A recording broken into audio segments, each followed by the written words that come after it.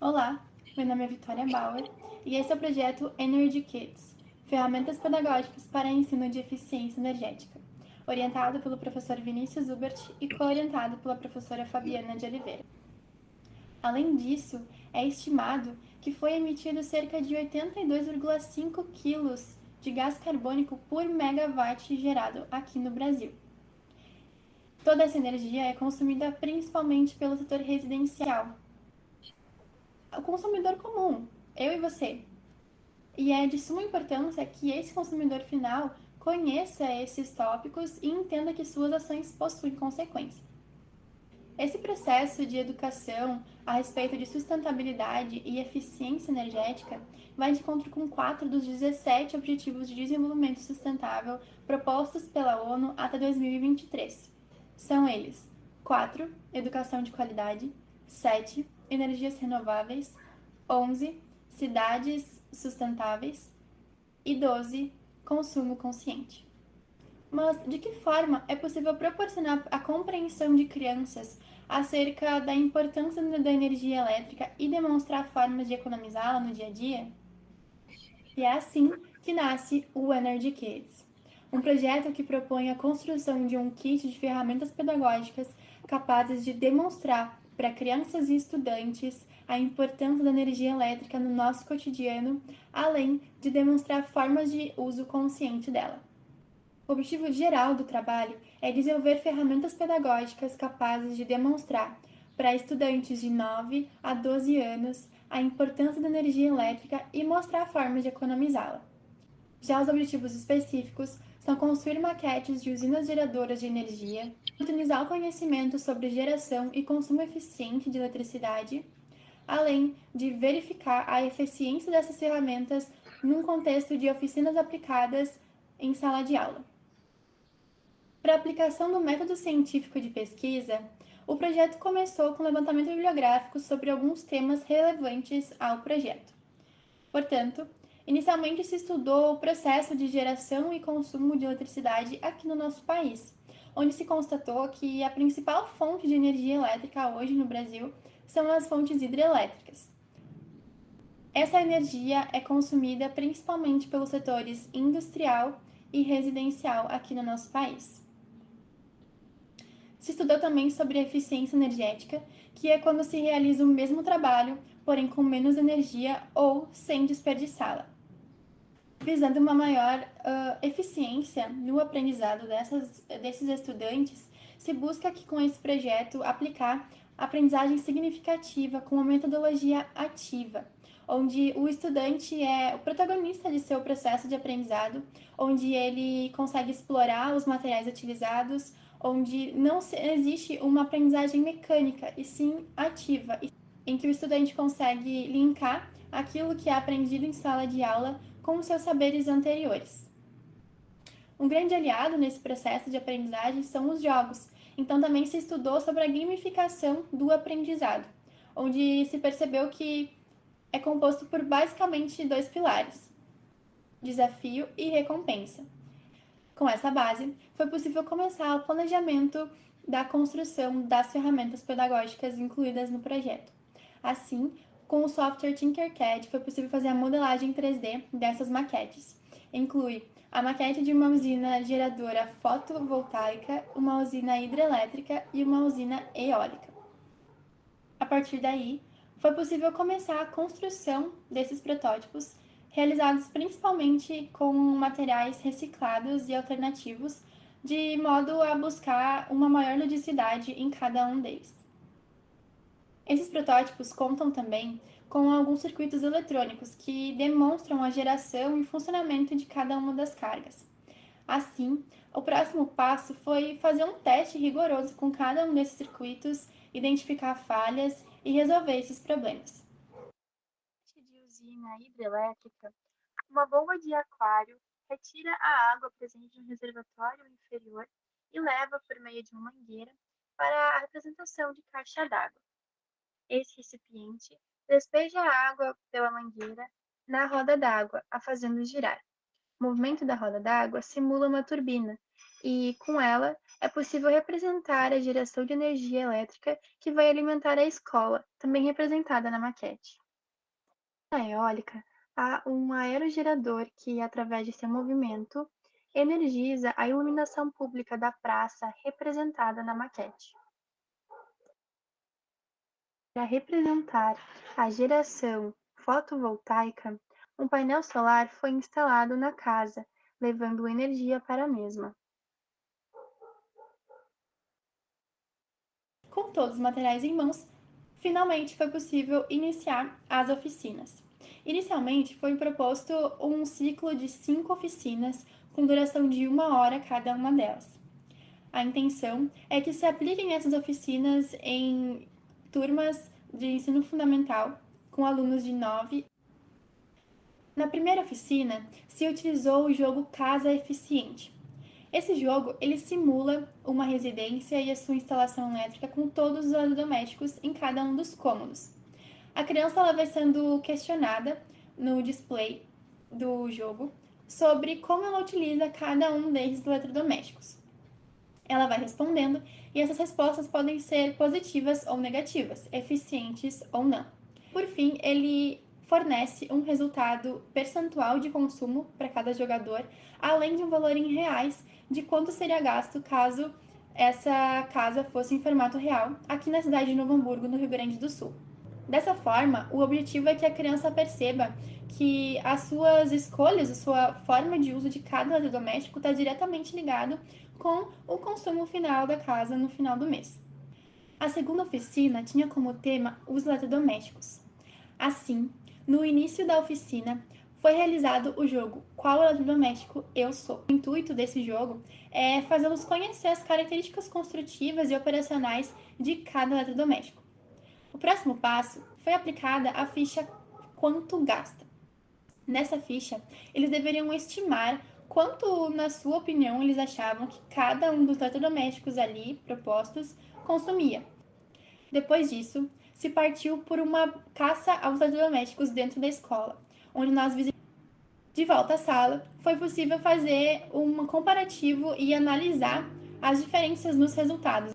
Como conclusão, percebe-se que as ferramentas pedagógicas são baseadas na metodologia ativa e que uma aprendizagem significativa é proporcionada para esses estudantes. E esse é o Energy Kids, a forma que eu encontrei de democratizar o saber a respeito de eficiência energética a crianças e estudantes, que serão a força motriz da nossa sociedade de amanhã. Eles podem desde já atuar como propagadores de bons hábitos sustentáveis nos meios em que estão inseridos. Muito obrigada pela tua atenção. Bom, então gostaria agora de abrir espaço para a Vitória, caso ela deseje por uma complementação ao seu projeto, considerando que são 5 minutos de complementação. Muito obrigada, Banca. Primeiramente, eu gostaria de cumprimentar todos os estudantes, professores que estão aqui, desejar uma boa noite, uma boa sessão. Bom, vocês viram então o vídeo de apresentação do meu projeto, o Energy Kits, Ferramentas Pedagógicas para Ensino de Eficiência Energética. Eu tenho trabalhado nesse projeto já há alguns meses e nós tivemos alguns avanços, né, como vocês viram. Ali o tempo foi curto para poder expor tudo, né, mas o que eu gostaria de pontuar nesse tempo extra que me foi concedido foi principalmente o processo metodológico, assim, que a gente adotou durante todo o projeto, né. Esse projeto nasceu com um jogo apenas, aquele jogo da casinha que foi mostrado ali, com o circuito eletrônico, e foi evoluindo para um kit de ferramentas, né, onde um jogo só se fazia insuficiente. Então, a gente quis expandir para conseguir proporcionar um aprendizado mais que englobasse mais assuntos e não só a eficiência energética nas residências com os eletrodomésticos, né? Então, por isso que foi iniciado esse ciclo de conseguir construir essas maquetes de geração, como vocês viram ali, né? A usina eólica, usina hidrelétrica, a usina fotovoltaica, e todos esses protótipos foram utilizados nessas oficinas. Como eu comentei ali no vídeo, a gente propôs inicialmente um ciclo de 5 oficinas. Dessas 5 oficinas, eu já consegui aplicar 3 no meu cronograma de pesquisa, né? Nós vamos terminar agora essas duas que faltam agora no mês de agosto, né? E nessas 3 oficinas a gente pôde aplicar esse jogo inicial, né? O caso eficiente, que é esse da casinha. A gente conseguiu também trabalhar os eletrodomésticos. Nessa oficina, né, dando um overview melhor, assim, dessa oficina em específico, né? Eles puderam estimar quanto eles achavam que cada eletrodoméstico gastava, né? Uns mais, outros menos. E aí, depois disso, a gente saiu numa caçada aos eletrodomésticos na escola, onde vendo, né, com os próprios olhos as coisas, eles puderam perceber o que era de fato a realidade, né? Que um carregador de celular vai gastar muito menos energia do que uma geladeira, né? E essas associações eles foram fazendo sozinhos. E depois também com as maquetes das usinas geradoras, né? Essa foi a minha oficina favorita até agora, porque foi onde eles realmente foram protagonistas, né? A gente fala que um dos objetivos do projeto é transformar o estudante num protagonista, né, do seu aprendizado. E nessa oficina em específico, isso foi muito presente, assim. Eles puderam botar as mãos e ver na prática como acontece a geração de energia, né? Eles tiveram uma base teórica antes do currículo do 5º ano, né, com a professora responsável pela turma, mas o que ela me comentou depois é que foi muito válido o projeto ser aplicado, porque eles puderam ver na prática aquilo que ela explicava na teoria, né? Eles viam usinas hidrelétricas, mas eles não viam como realmente acontecia a água passando, girando a turbina, ligando o LED, né? A usina fotovoltaica também, que agora é muito comum nas nossas casas, né? Eles verem nas casas e tal. A gente levou para o pátio da escola, colocou no sol, eles viam que mais luz gerava mais luz no LED, menos luz, né? Todo esse processo tem sido muito válido e a gente tem visto o desenvolvimento deles mesmo nessas questões e cada vez surgem dúvidas mais complexas. Isso mostra que essas ferramentas e os jogos em específico são muito eficientes quando a gente quer ensinar alguma coisa para a criança, né? A criança é super visual, ela precisa colocar a mão na massa e a gente tem percebido muito isso com esse projeto. Então, agora os nossos planos são continuar essas 2 oficinas que faltam para poder olhar e ver a totalidade do projeto, qual foi a eficiência de fato dele, mas até agora os resultados têm sido muito positivos e a gente percebe essas ferramentas de fato como potenciais facilitadores no aprendizado que já é proposto para o 5º ano, né? Ali eu acho que ficou um pouco cortado no vídeo, mas o público-alvo do projeto são crianças e estudantes de 9 a 12 anos, né? Então isso engloba ali do 4º até o 5º, 6º ano no máximo, né? A gente tem trabalhado com uma turma de 5º ano. Eu acho que era isso que eu gostaria de mostrar para vocês, né? Como a gente tem conduzido essas oficinas práticas até agora. E espero que nas próximas semanas a gente possa terminar essas oficinas e poder, enfim, fazer uma conclusão geral de todo esse material, todos esses dados que a gente pôde buscar, né? E tem sido um prazer estar com essas crianças e mostrar a eletricidade e a eficiência energética na prática para eles também. Muito obrigada. Bom, obrigada então a Vitória pela sua complementação. Gostaria de chamar o avaliador Felipe para pôr as suas contribuições ao projeto e possíveis questionamentos. Muito bom o seu trabalho, Vitória. Gostei da ideia também. Também acredito que essas dinâmicas para o ensino favorecem o entendimento e abrangem o conhecimento das crianças. E a única dúvida é por que você escolheu ali a idade de 9 a 12 anos, isso devido à grade curricular ali do 5º ano mesmo? Porque eu vejo que a partir dos 9 anos ali, as crianças já têm um pouco mais de consciência e a própria educação dos pais vai contribuindo que elas conheçam, começam a economizar energia. Mas eu digo assim, por que não antes? Essa é a minha pergunta. Obrigada, Felipe.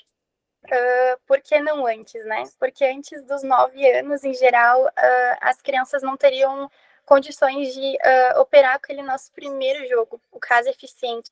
A gente busca aplicar o jogo num público-alvo que já é alfabetizado totalmente, né? E essa era a nossa pretensão, conseguir trabalhar com crianças que já conseguem ler, escrever, interpretar, para poder ter uma profundidade maior nas oficinas, né? E até 12 anos, porque a faixa etária, né, o estilo de jogo ali proposto, até 12 anos eles ainda se interessam. Depois disso, acaba precisando, né, de outras artimanhas para conseguir captar a atenção dos adolescentes, né, a partir de 12 anos, né. E algo que eu, agora, né, complementando um pouquinho, que a gente percebeu nessas oficinas, mesmo numa turma de quinto ano, que, como tu falaste, é proposto no currículo do quinto ano trabalhar esse assunto de geração, eletricidade e tudo mais, ainda assim tem alguns alunos que ainda possuem algum certo de déficit de aprendizagem, assim, na questão de leitura e escrita, né? Então, a gente também tem tentado lidar com isso também, tornar de uma forma mais acessível para que esses alunos não se sintam excluídos e marginalizados nessas atividades, né?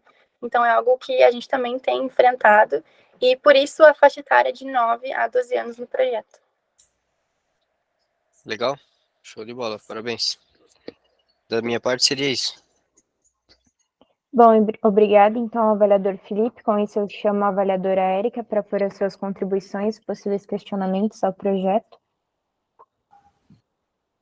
Boa noite. Eu gostei bastante do projeto. Eu só tenho uma pergunta. Eu gostei que você está falando sobre a parte pedagógica, os jogos, né, com as crianças. Eu queria saber se vocês pretendem continuar, né, ampliar esse projeto de uma forma que essa gamificação possa ser levada para outras escolas, sem ser só na região de vocês, onde você pode estar fazendo, né, a aplicação, na verdade, das oficinas. Sim. Esse, na verdade, é um grande sonho, né? E a grande meta desse projeto a longo prazo, né? A gente tem colocado objetivos coerentes que a gente pode ir alcançando, né? Mas o nosso grande sonho, assim, é conseguir fazer isso em grande escala, né? Tanto aqui na nossa região, numa questão de transformar esses protótipos em algo mais que se possa construir em larga escala, né? Tanto na questão digital, né? Com aplicativos, com sites. A gente tem algumas bases, né? Inclusive, tem um curso do RGE nas escolas que eu participei, uma mentoria no início do ano, que é uma capacitação para educadores, onde eles vão espalhando, né, esses conceitos nas suas escolas. Então, eu participei dessa mentoria junto com outros professores, né, me foi concedida essa exceção, né, porque eu não sou professora, e ali foi a ideia, né, de conseguir transformar esse projeto hoje sendo algo físico, algo, né, que a gente leva numa escola, um kit físico, mas a pretensão maior, assim, o nosso sonho mesmo é fazer isso em algo digital, né, que pudesse ser acessado de qualquer lugar do Brasil e poder levar essa ideia para frente sem fronteiras, né. Parabéns, espero que consiga realizar esse sonho, então, tá bom? Bom, obrigada então à estudante Vitória e aos avaliadores. Com isso, a gente prossegue para o próximo projeto dessa noite, que é a Revolução Industrial a partir de um panorama histórico e crítico na consolidação da energia elétrica, dos alunos Pedro Gabriel Sabião de Oliveira e Bruno Rocco Wolfart. Os alunos estão presentes? Sim. Ok. Sim, boa noite. Boa noite. Bom, o projeto é orientado pelos orientadores José Jurandir Pereira Júnior e Celina de Oliveira Barbosa Gomes, do Instituto Federal do Paraná. Cidade Assis Chateaubriand, não sei se eu pronunciei certo, peço desculpa se não, no Paraná. Bom, eu vou apresentar agora o vídeo. Novamente, peço que se acontecer algum imprevisto,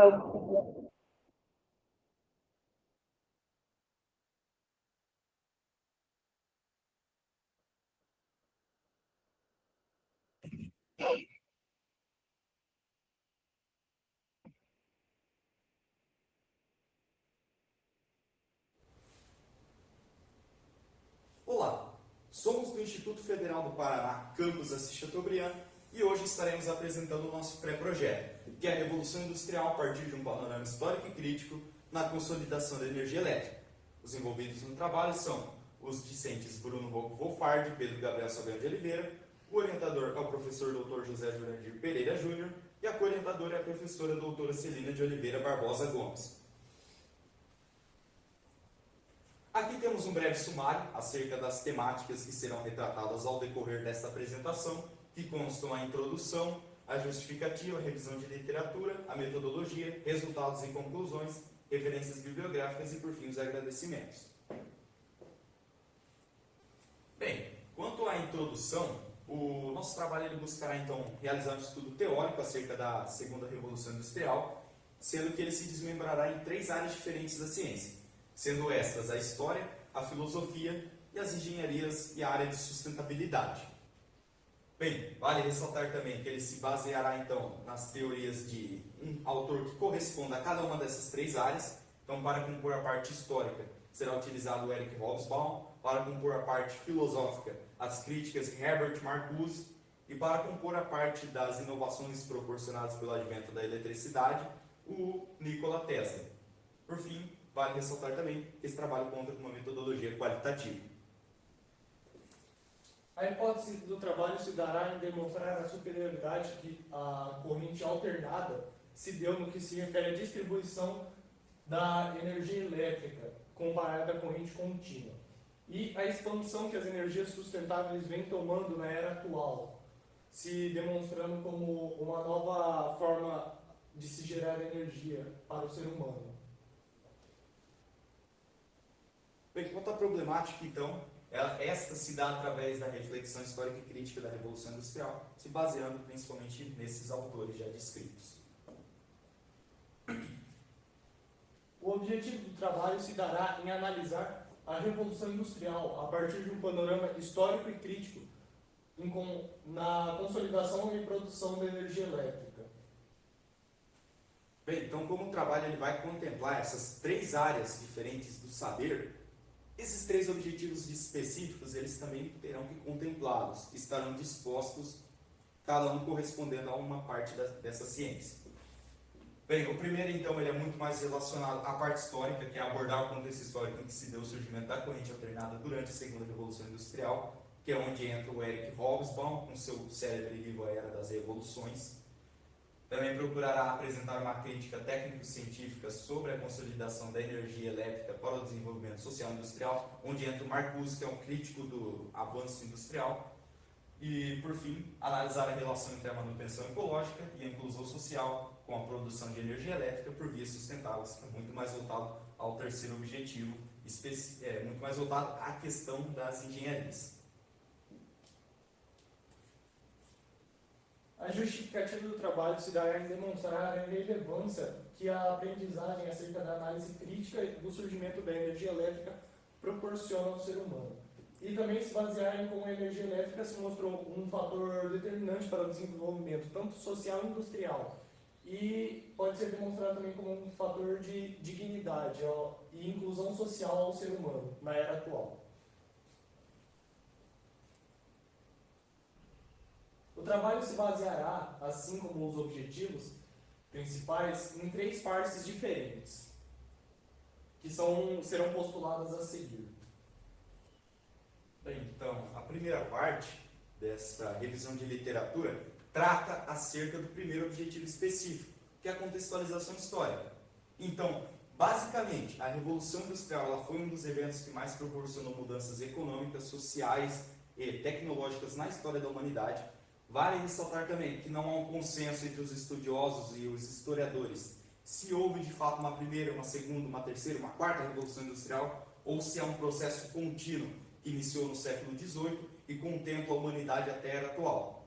Mas para fins de praticidade e para fins didáticos, vamos separá-los como acontecimentos diferentes. Então, esse trabalho tratará da segunda Revolução Industrial, que ocorreu no final do século XIX e início do século XX. Também é nesse período que a eletricidade ela emerge como um forte pináculo de sustentação para o avanço industrial. Foi nesse período também que se desenvolveram os primeiros esboços dos sistemas de geração, transmissão e distribuição de energia elétrica, que são extremamente importantes para a manutenção da eficiência energética na sociedade atual. Por fim, será de grande importância a utilização do livro A Era das Revoluções. Então, quanto à segunda parte da revisão de literatura, Essa é notas críticas acerca da técnica empregada, papel da expansão tecnológica. É onde entra o Marcuse e as críticas filosóficas, muito mais voltado ao segundo objetivo específico. A terceira parte da revisão de literatura se dará pelas inovações que foi proporcionada pela energia elétrica, em específico a corrente alternada, no que tange ao meio ambiente, à sociedade e às fontes sustentáveis de energia, se dando pela compreensão que a eletricidade se deu com a sociedade e as consequências que não possuí-la no século XXI pode causar. Pode ser descrito também pela frase de Borges, Neto e Carvalho, em 2013, em seu livro.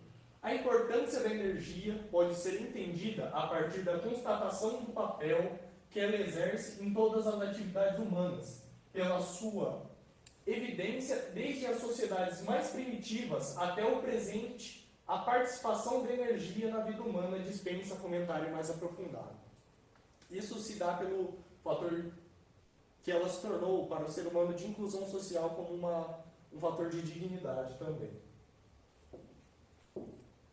Bem, quanto à metodologia deste trabalho, será de cunho bibliográfico e qualitativa.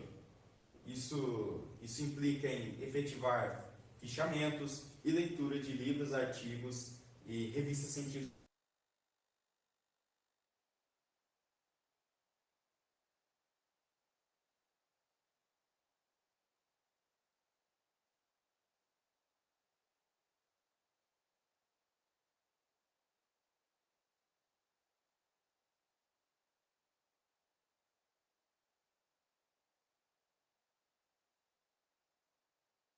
Caiu a apresentação de tela para vocês. Sim, acabou caindo. Deixa eu reconectar. Acho que eu fui desconectada da sala sem querer. Tá. Vou adiantar um pouquinho só para pelos minutinhos que foram perdidos. E leitura de livros, artigos e revistas científicas para compor a base de dados que dará a possibilidade da escrita do artigo futuramente. Bem, quanto aos resultados e conclusões, será analisar a relação entre a manutenção ecológica e a inclusão social para com a produção de energia elétrica por vias sustentáveis. Repare que esse é o terceiro objetivo específico. É a saída do trabalho, é o que se busca concluir com esse estudo. Essas são algumas das referências bibliográficas utilizadas. E obrigado pela atenção.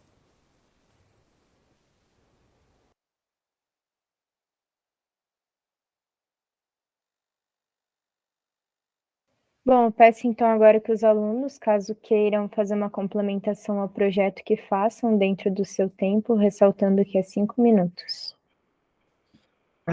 Eu queria puxar o engajamento do meu grupo aqui, que o nosso trabalho ele se dá na leitura histórica da corrente alternada, porque foi um fator que impulsionou tanto economicamente o país, quanto a exploração de recursos no ambiente em si. E a gente pensou de forma a criar fichar os acontecimentos históricos que se deram, porque para a pessoa evoluir, ela tem que saber como que foi no passado e o que ocorreu. E o nosso trabalho pretende em demonstrar a todos que queiram se dar um início na engenharia e a busca da eletricidade, evoluir nesse campo da engenharia, uma forma de ter um início, uma forma de como começou o ser humano a se utilizar a energia elétrica como principal fator de evolução. Bem, então, obrigado pelas palavras, Bruno. Como já supramencionado no vídeo, então, nosso trabalho ele buscará realizar um estudo teórico acerca da segunda revolução industrial, e o motivo pelo qual nós aderimos à segunda revolução industrial, isso considerando que houveram várias e que não é um processo contínuo, como eu expliquei, foi o fato de que aqui em Assis Chateaubriand, no Instituto Federal do Paraná, nós pertencemos ao eixo de eletromecânica. E, enfim, nunca houve aqui no campus um trabalho que abordasse essa parte mais humana da engenharia. Outro fator muito importante também que nós podemos observar é que, para linkar justamente com esse fato de não ter nenhum trabalho abordando a parte da segunda revolução industrial e eletricidade, enfim, foi na segunda revolução industrial que surgiu a eletricidade como um forte pináculo aí de sustentação para o avanço industrial. Então, nosso trabalho ele se dividirá em três áreas da ciência diferentes, sendo essa história, filosofia e as engenharias, sendo que para cada uma dessas ciências se utilizará um autor que possa tecer ideias e principalmente críticas, como é o caso da questão do avanço industrial. Nós escolhemos o Herbert Marcuse, que é um crítico justamente desse avanço descomunado e a exploração dos seres humanos e da natureza de maneira inapropriada. Por fim, também a gente percebe que não há como fazer uma crítica certeira e que sempre haverá outras coisas a serem criticadas. Por mais que se utilize energias de fontes sustentáveis, elas sempre vão gerar resíduos, sempre vão acabar poluindo o meio ambiente. O nosso trabalho é justamente demonstrar isso, fazer essas críticas, mas primeiramente contextualizando historicamente o que foi a segunda revolução industrial e, por fim, a saída do trabalho seria tentar demonstrar se há uma saída para isso. Nosso trabalho ainda se encontra numa etapa de pré-projeto, então, por hora, ainda não há resultados prévios, mas o que se pode esperar é justamente realizar essas críticas aí. Bom, obrigada então aos estudantes pela complementação. Chamo então a avaliadora Érica para fazer suas contribuições ao projeto e possíveis questionamentos. Boa noite. Eu só tenho um questionamento. Vocês estão fazendo uma revisão bibliográfica, né? Eu estou vendo que é sobre alguns artigos para a área de vocês. Como vocês pretendem levar para outros campos que tenham o mesmo curso de eletromecânica de vocês, esse artigo de vocês? Vocês pensam só em publicar ou de fazer uma outra fase desse projeto para que outras pessoas tenham o alcance também dessa introdução que falta dentro da disciplina de vocês? Bom, nosso propósito principal seria, então, realizar essas críticas e, se possível, publicar em alguma revista aí, para que possa dar, talvez, um ponto de partida para alguém que queira realizar um estudo nessa área. O nosso trabalho, com certeza, por se tratar de um trabalho de nível médio, não vai ser completamente assertivo em suas falas, não vai sanar todas as dúvidas acerca da temática, mas a nossa proposta seria tentar publicar numa revista. Perfeito, obrigada. Bom, eu chamo agora então o avaliador Felipe para fazer suas contribuições ao projeto. Boa noite, Bruno. Boa noite, Pedro. Eu vou rapidamente aqui pedir desculpa, que eu tô sem câmera aqui, tá, pessoal? Por isso eu não tô aparecendo aqui. Mas vamos lá. Esse trabalho de vocês é uma revisão, né, como a Erika falou ali, uma crítica, né, acerca da introdução da matéria ali. Eu gostaria de perguntar para vocês, vocês vão ter esse trabalho de fazer isso aí, quais são os resultados esperados para a conclusão desse trabalho? Eu sei que não tem ainda conclusão, né, ainda está em pré-projeto, né, mas qual que são os resultados esperados ali, as consequências desse trabalho na vida humana aí, ou na matéria de vocês, né? Bem, eu vou iniciar falando, mas, Bruno, se quiser complementar também, fica à vontade. Será justamente abordar os 3 objetivos específicos. Seria, primeiramente, apresentar essa contextualização histórica em como se deu o surgimento da corrente alternada durante a segunda Revolução Industrial.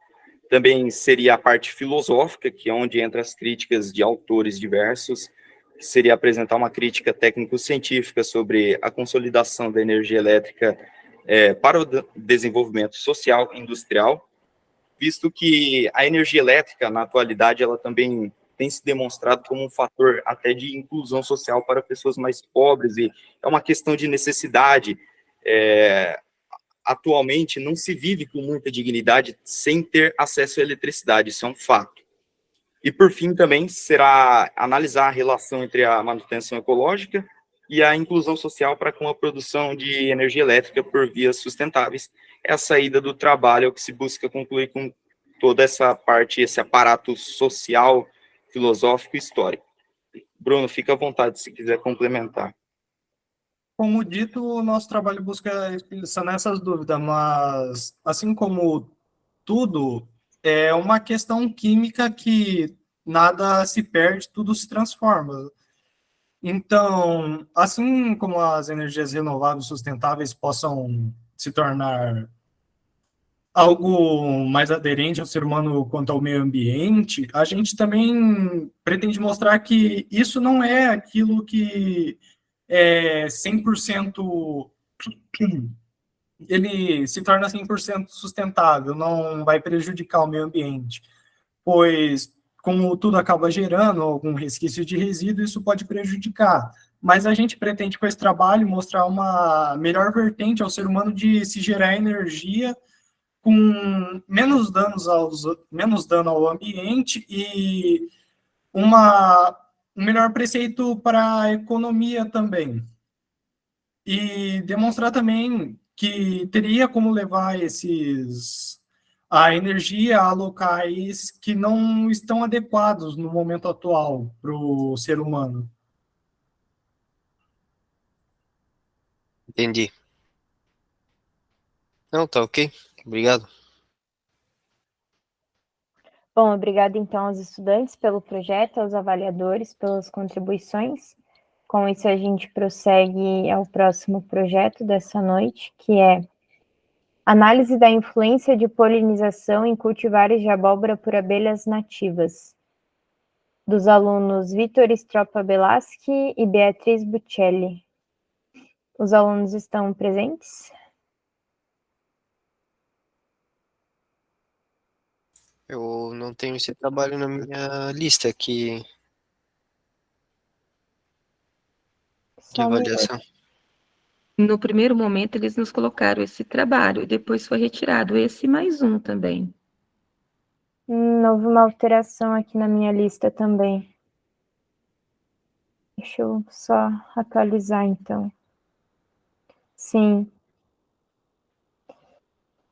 Bom, então, atualização. O próximo projeto é caracterização do perfil epidemiológico dos indivíduos com TDA que buscam atendimento na rede de saúde primária de Porto Alegre. Da aluna Maria Clara Gai da Fonseca Correia Campani. A aluna está presente? Ok. Bom, o projeto foi orientado por Madalene Espindola e é da instituição Colégio João Paulo I, Unidade Sul, de Porto Alegre, Rio Grande do Sul.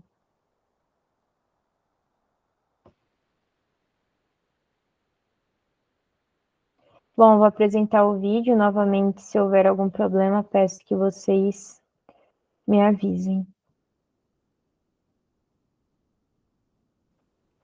Oi, meu nome é Maria Clara.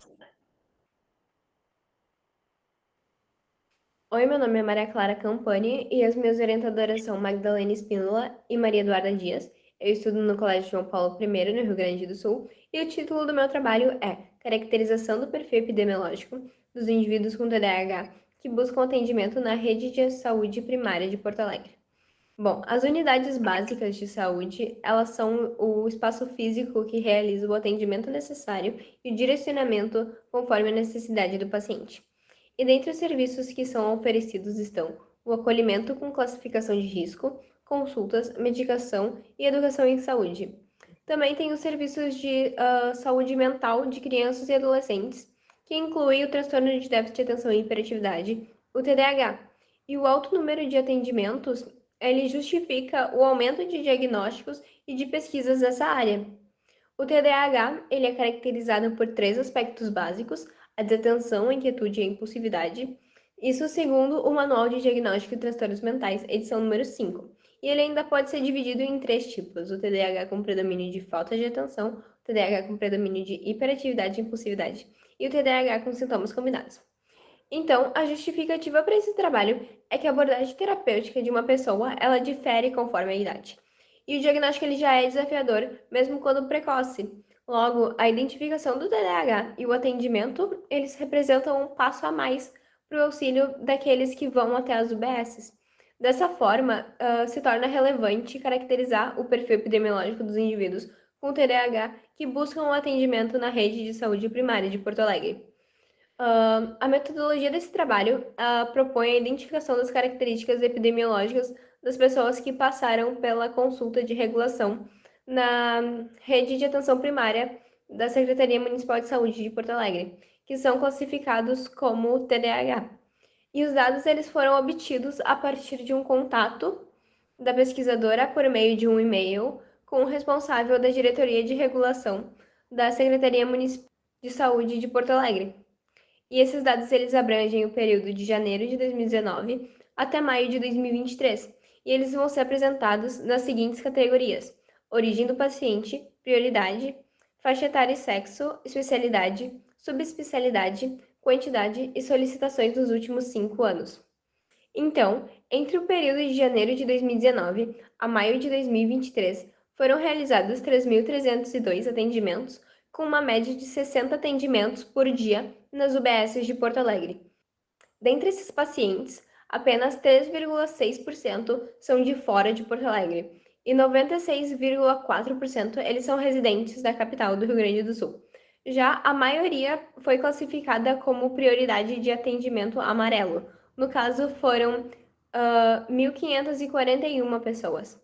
Quanto à faixa etária e sexo, é possível analisar o gráfico que a maioria é do sexo masculino, com idades entre 6 a 12 anos. Já o encaminhamento foi direcionado para as áreas especialistas em saúde mental e neurologia, tendo como subespecialidade a saúde mental infantil e neurologia pediátrica. Em outro gráfico, também é possível visualizar que o ano que teve mais solicitações foi o de 2022, com 1.006 atendimentos.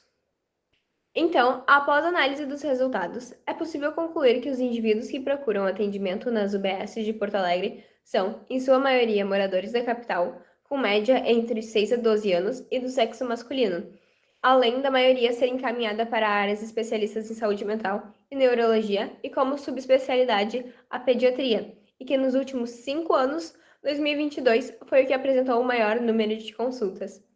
É isso, muito obrigada.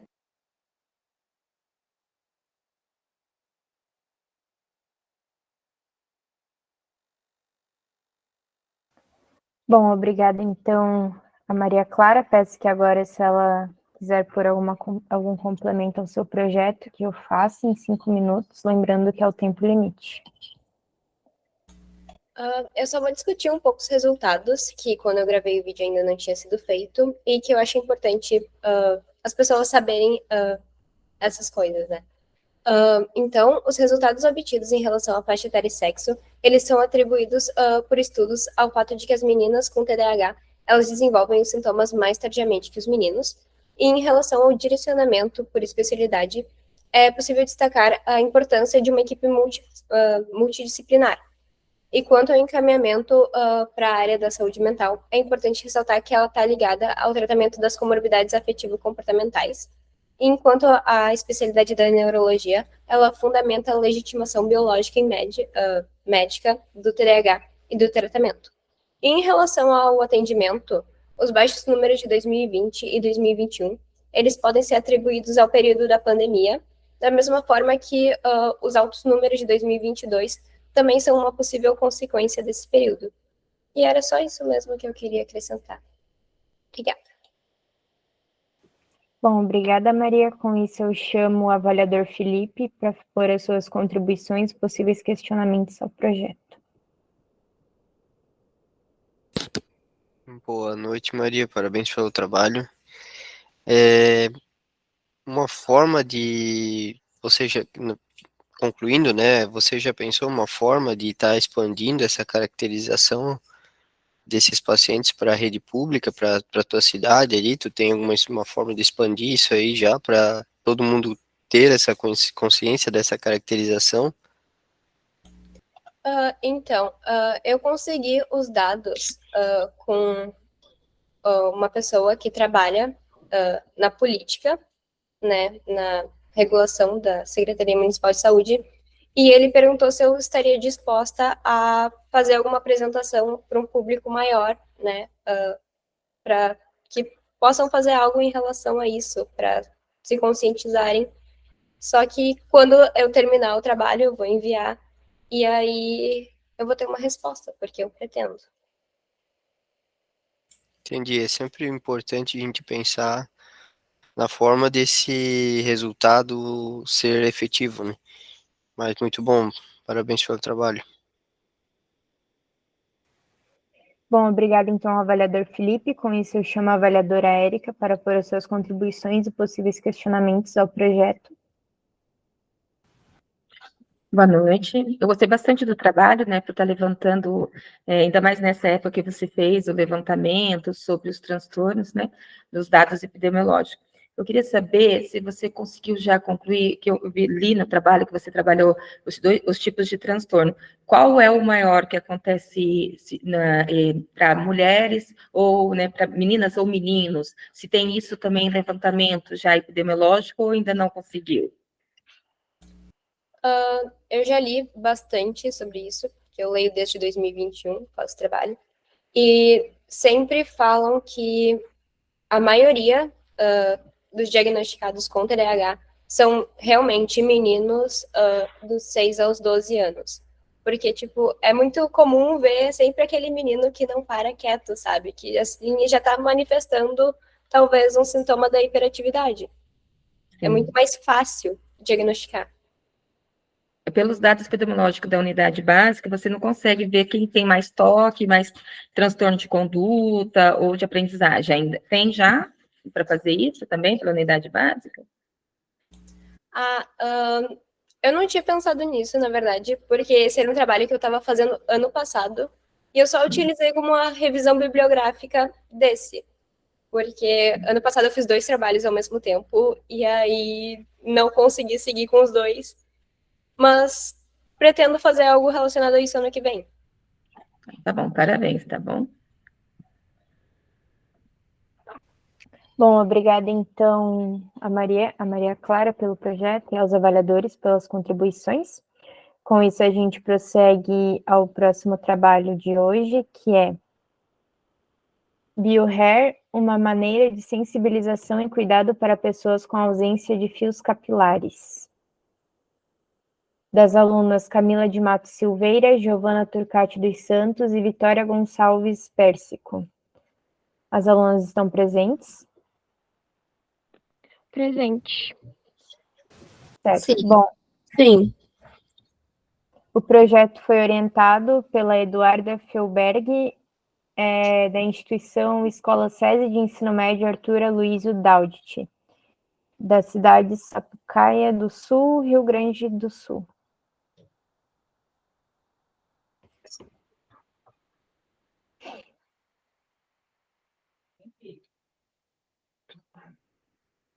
Vou apresentar a tela agora.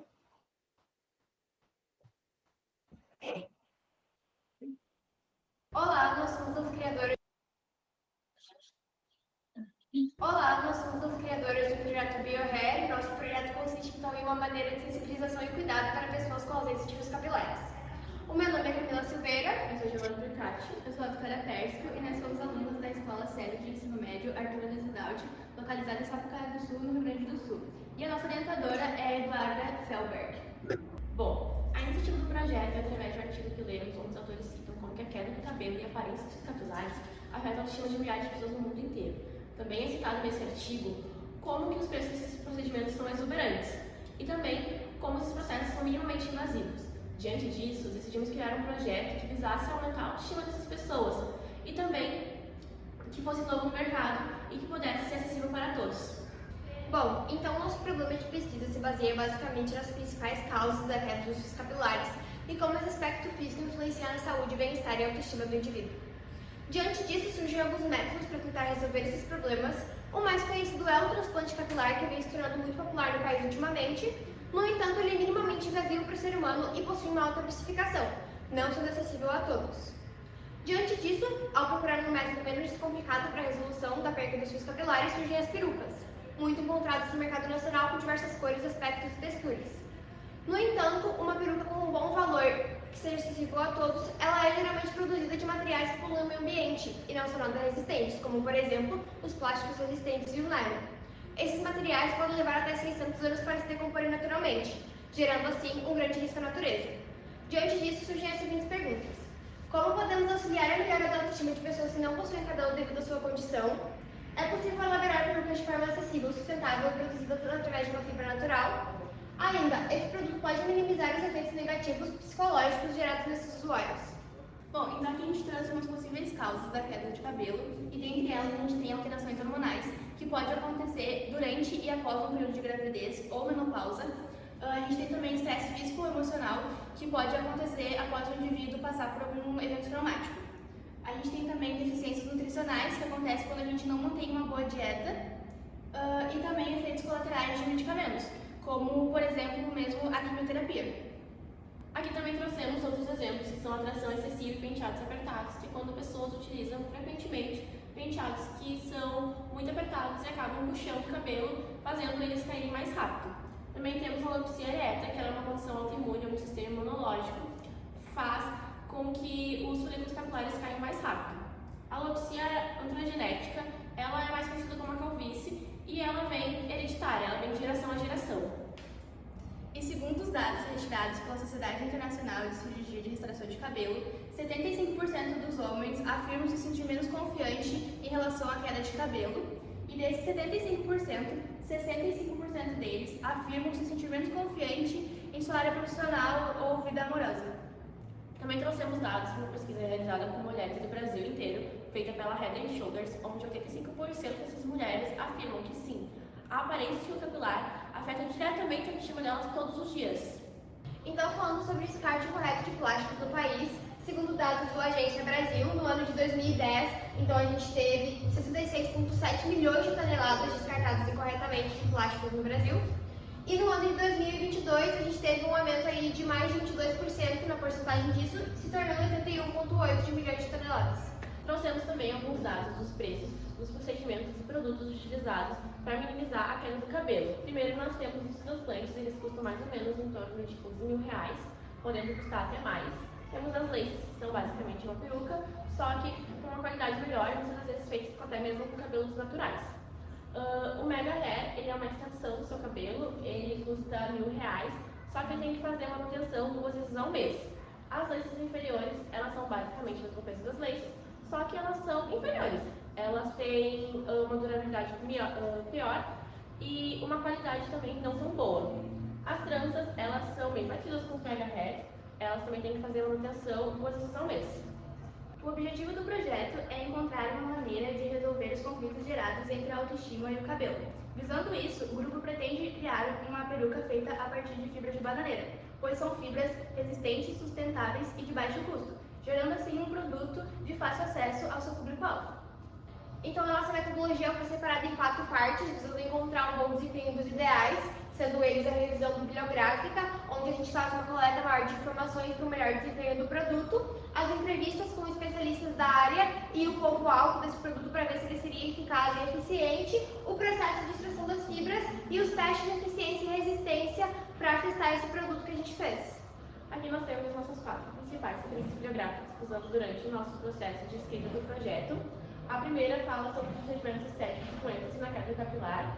A segunda fala sobre a baixa autoestima e a queda no cabelo provocada pela Covid-19. O terceiro fala sobre a queda capilar e a ciência dos cabelos. E o quarto e último fala sobre a autoestima durante o tratamento de câncer. Bom, durante o nosso processo de pesquisa e metodologia, realizamos algumas entrevistas. E uma delas foi com a Miriam Fontoura, que é uma artesã que vive no Espírito Santo. E a entrevista foi realizada no dia 23 de fevereiro de 2023, via Meet. Aqui, a Miriam conseguiu nos mostrar alguns exemplos de como ficaria o cabelo depois de pronto, que foram realizados por ela mesma. Durante a entrevista, a gente também conseguiu realizar algumas perguntas e tirar algumas dúvidas sobre como poderíamos extrair a fibra e manusear ela de forma correta. Então, a outra entrevista realizada foi com a Súria Freire, ela tem um canal no YouTube nomeado Fibra e Arte Súria. Como a Miriam, ela também é especialista em confeccionar materiais a partir da fibra de bananeira Diante disso, nós mandamos um e-mail para solucionar as dúvidas obtidas durante o processo de aprendizagem do projeto e metodologia.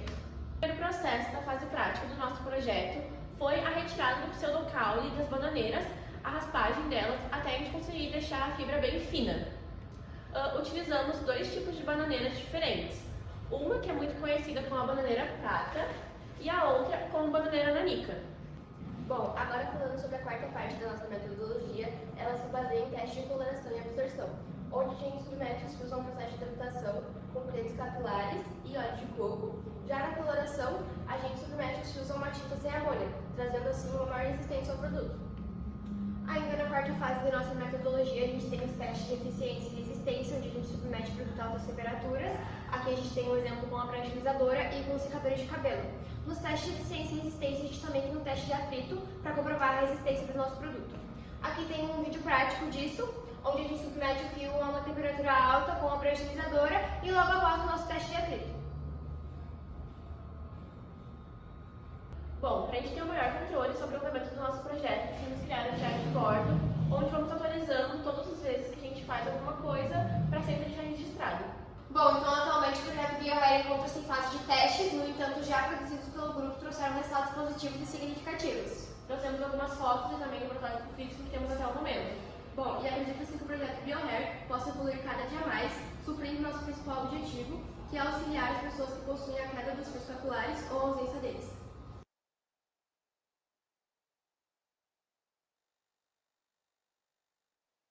Bom, então agora abre espaço para os estudantes porem as suas complementações ao projeto, caso desejem. Bom, então, primeiramente, eu gostaria de desejar uma boa noite a todos.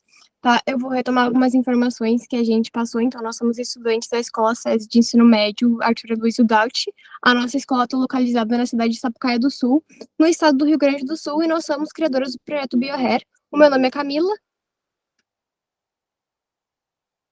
Eu sou Giovana. E eu sou a Vitória. Bom, infelizmente a gente não teve tempo de comentar sobre a nossa justificativa, mas eu vou falar brevemente sobre ela. A problemática abordada, ela se baseia basicamente nos mesmos problemas apresentados no nosso problema de pesquisa, que é a relação entre o cabelo e a autoestima e a maneira como esse aspecto físico pode influenciar na saúde do indivíduo. Pode-se citar também os métodos já existentes no mercado para a resolução dos problemas, porém esses métodos possuem uma alta precificação, muitas das vezes não atendendo à necessidade do indivíduo. Diante disso, acreditamos que a elaboração de uma peruca produzida através da fibra de bananeira poderia amenizar as complicações geradas em razão da queda, falta, perca ou aparência dos fios capilares, transformando a autoestima do indivíduo e auxiliando, então, em um melhor bem-estar e estilo de vida ao ser. Ainda, esse produto diminuiria a poluição causada por materiais não biodegradáveis e contribuiria também para uma maior acessibilidade para pessoas de baixa renda. Dessa maneira, tornando um produto eficaz e acessível. Então, eu gostaria de retomar um pouco sobre a segunda fase da nossa metodologia, que consiste nas entrevistas e nos questionários para o público-alvo do produto e também para profissionais da saúde mental e da saúde física. Infelizmente, a gente não conseguiu colocar no vídeo esse questionário, tá? Mas o questionário ele já foi enviado. A gente enviou para cerca de 60 pessoas, contabilizando os profissionais da área da saúde mental, que são os psicólogos, os profissionais da área da saúde física, que são os médicos tricologistas. A tricologia ela é uma área dentro da dermatologia que estuda os fios capilares, né, o cabelo, e a gente também enviou para o público-alvo no nosso produto. Sejam pessoas que já tiveram a queda no passado ou estão tendo agora no presente. Infelizmente, a gente ainda não teve uma coleta de informações que dê para dar um argumento concreto sobre a eficiência do nosso produto. No entanto, as respostas que a gente já obteve desses entrevistados indicam que o produto seria eficaz, é uma alternativa inovadora e também contribuiria para o nosso objetivo do projeto, que é auxiliar na autoestima dessas pessoas que possuem a ausência dos fios capilares. Bom, após o vídeo que a gente mostrou para vocês, a gente fez mais alguns testes com nossos protótipos. A gente testou alguns shampoos e alguns cremes, e também testamos algumas técnicas que são utilizadas no cabelo sintético. Uma delas é a água quente, então a gente testou e deu certo. A gente viu que ele ficou um pouco mais parecido com o cabelo natural, e também a gente conseguiu ver que o cabelo ele aguenta temperaturas mais fortes. E depois disso a gente voltou aos nossos testes com a prancha alisadora, o Babyliss e o secador. Aqui a gente trouxe alguns para vocês. Eles foram secos com secador, e esse aqui ele tem Babyliss. Ele ficou cacheadinho. A gente não chegou ainda ao nosso... A gente não chegou ainda ao nosso resultado esperado, mas acreditamos que sim, se a gente continuar testando novos produtos nos nossos fios, eles podem chegar a ter aspectos mais naturais. Queremos essa naturalidade justamente porque o projeto BioHair acredita que o poder dos fios gerados através das fibras podem sim transformar uma vida de uma pessoa. Eu acho que é isso. Obrigada pela atenção. Bom, obrigada então aos estudantes pela complementação. Eu chamo agora então a avaliadora Érica para pôr as suas contribuições, possíveis questionamentos ao projeto.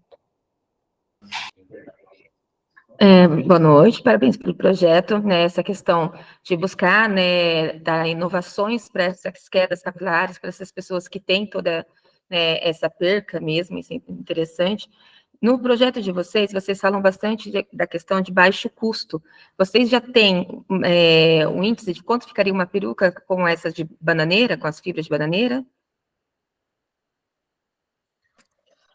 Infelizmente, a gente não tem essa informação ainda. No entanto, a gente pode dizer que esse produto ele é descartado facilmente. Inclusive, o primeiro protótipo que a gente fez, a gente coletou um pseudocaule que estava descartado. Então, ele é um produto que normalmente não é utilizado, sabe? Então, ele acaba tendo esse baixo custo porque muitas das vezes as pessoas nem utilizam. Ah, entendi. E outra questão, vocês estão testando 2 tipos de fibra que vocês falam, a banana nanica e a banana d'água. Teve diferença na hora que vocês testaram o produto ou não? Bom, a gente percebeu que com a bananeira prata, a gente conseguiu ter um cabelo, foi mais fácil de extrair a fibra, mas não deu muita diferença, mas é que a gente acredita que conforme as fibras, as espécies da bananeira, pode sim mudar a textura delas. A gente quer testar ainda com mais outros tipos de bananeira. Certo, parabéns, então.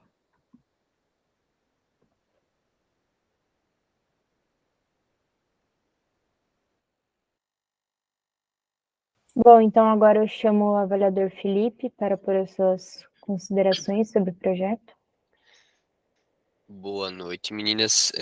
Eu ia fazer a mesma pergunta sobre o custo que a Érica fez, justamente pelo fato de que a gente sabe que os processos em larga escala industrial, ele vai ter que se pagar, né, para essa ideia de vocês ser viável, né?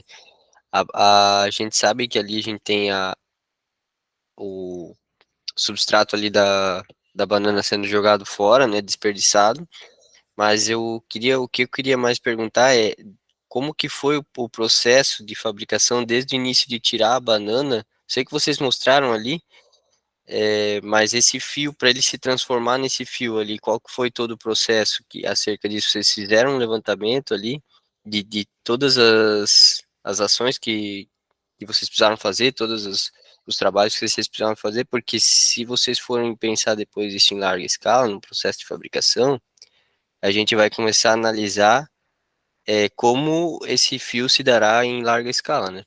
Não sei se vocês chegaram a analisar esse processo.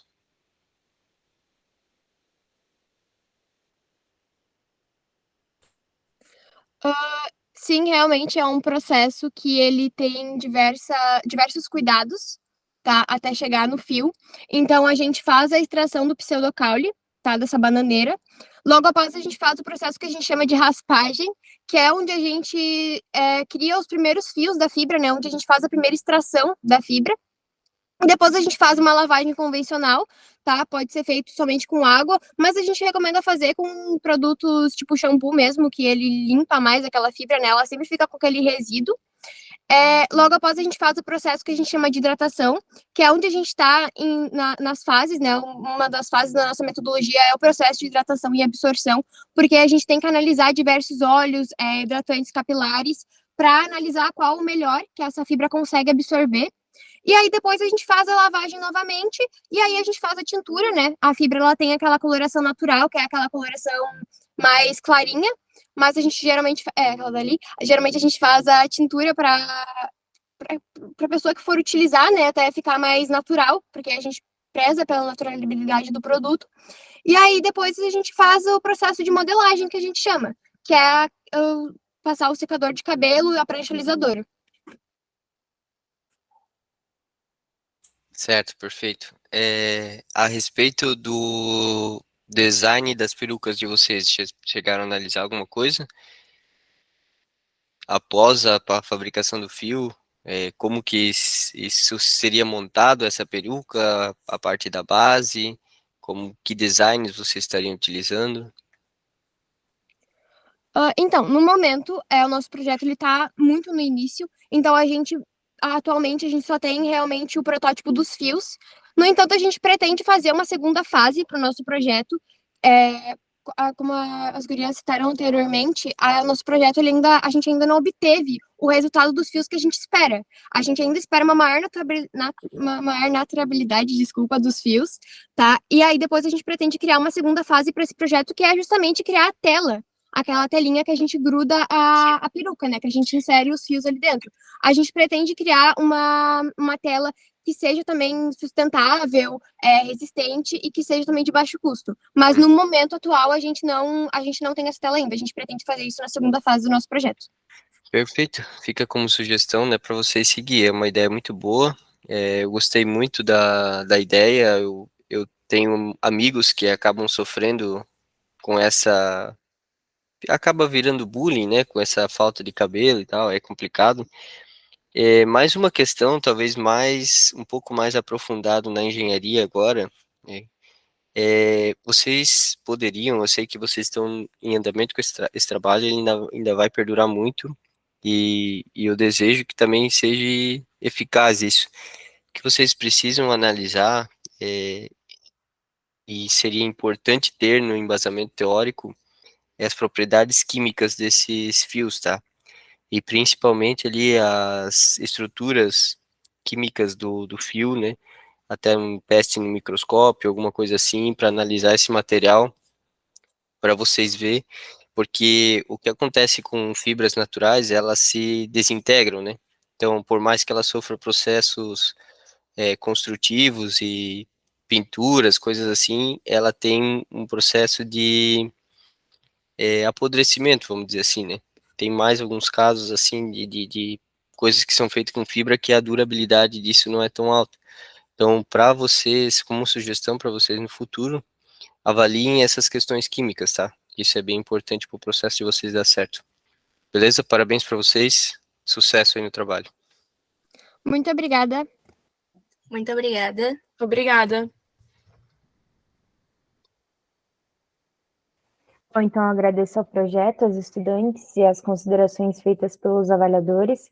Com isso, a gente segue para o próximo projeto dessa noite, que é energia nuclear, energia renovável como uma opção de energia de menores danos ambientais. Dos alunos Diego Henrique Hip, Mariana Reinert Beric e Sara Sommer Zhuang. Os alunos estão presentes? Sim. Beleza. Sim, boa noite. Boa noite. Bom, o projeto tem como orientadores Solange Hetke, Paola Stephanie Mas de Souza e Paola Stephanie Mas de Souza como co-orientadora. Da cidade de Pomerode, Santa Catarina, instituição Colégio Nossa Senhora de Fátima.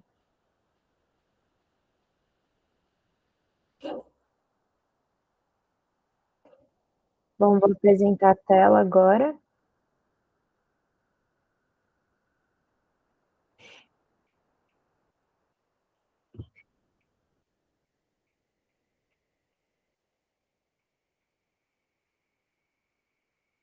Olá, nosso grupo irá apresentar sobre energia nuclear, energia renovável como uma fonte de menos danos ambientais. Pois bem, meu nome é Diego. Meu nome é Sara. Meu nome é Mariana. E nós somos de Pomerode, Santa Catarina, no Colégio Nossa Senhora de Fátima. Temos como orientadora a Solange Ledke e co-orientadora a Paola Stephanie Matos. Inicialmente, para iniciar o trabalho, eu gostaria de falar que a questão energética, né, ela tem trago consigo diversas discussões e preocupações pelos governantes, haja vista que boa parte da energia produzida mundialmente, ela é derivada da queima de combustíveis fósseis, que durante sua queima, né, eles emitem diversos gases poluentes para o meio ambiente. Sendo assim, a problemática apresentada no trabalho permeia sobre a produção de energia, em específico a energia nuclear, haja vista que ela não é tão utilizada mundialmente devido às discussões que eu citei anteriormente. Por meio desse trabalho, nossa equipe ela buscou compreender e entender, né, a baixa produção de energia nuclear no mundo e avaliar a produção energética brasileira e avaliar também sua segurança e seu potencial energético para assim obtermos seus pontos positivos e negativos e compreender também do porquê que essa energia ela é tão descriminalizada mundo afora. Para obter dados relevantes, foram realizadas amplas e profundas pesquisas sobre energia nuclear e sua produção. Além disso, foram usados recursos cinematográficos, como séries e filmes, para entender melhor os motivos que levaram aos acidentes de Chernobyl, Angra dos Reis e Jeremiah Island. Para iniciar o trabalho, tivemos que pesquisar primeiro o que é energia elétrica e matriz energética. A energia elétrica é uma fonte de grandeza conservadora capaz de realizar trabalhos. Entre elas existem vários tipos, como a cinética, elástica, potencial gravitacional e a nuclear, que foi o nosso foco. Matriz energética é um conjunto de fontes elétricas usadas em um país, estado ou da cidade. Elas podem ser divididas em duas categorias: as não renováveis, como por exemplo combustíveis fósseis e a nuclear, e as renováveis, que usam elementos como o sol, o vento, a água ou até a geotérmica.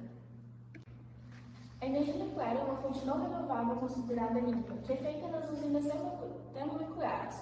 As mesmas acontecem por uma reação no núcleo de um átomo forte. Elas podem ser feitas pela fissão ou fusão. A energia nuclear ela teve seu desenvolvimento a partir dos estudos sobre a estrutura atômica dos átomos e o comportamento dos elementos. Enrico Fermi, em 1942, ele foi responsável pela primeira usina nuclear já criada. Atualmente, no mundo, existem 422 reatores nucleares, que correspondem a 14% da produção energética mundial, e os Estados Unidos acabam liderando com a maior quantidade de usinas nucleares em seu território, cerca de 104 usinas.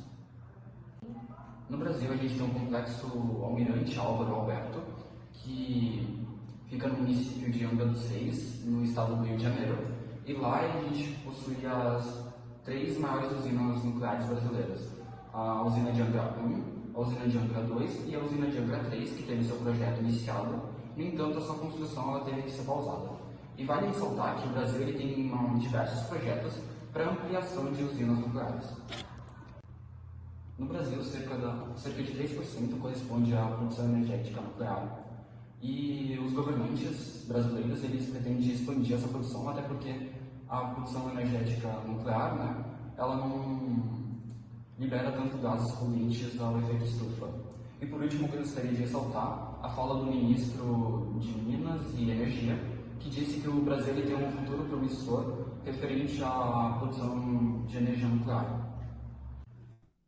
As principais vantagens da energia nuclear ela é limpa, pois emite gases poluentes para o efeito estufa. Temos a abundância do urânio, que é o produto utilizado durante as fissões.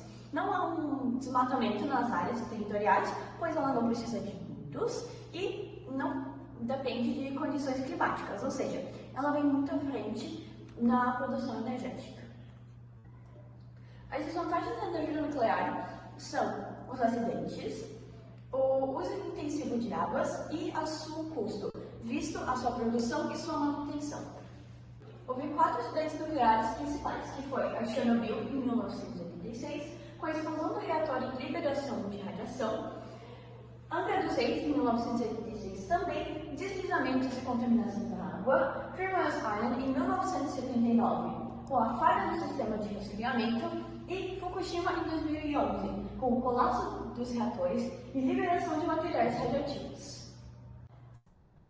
Contudo, conclui-se que a produção de energia é um tanto quanto complexa e trabalhosa, visto também os seus impactos no meio ambiente. Desta forma, a energia nuclear foi vista como a melhor opção para a redução dessas emissões no efeito estufa.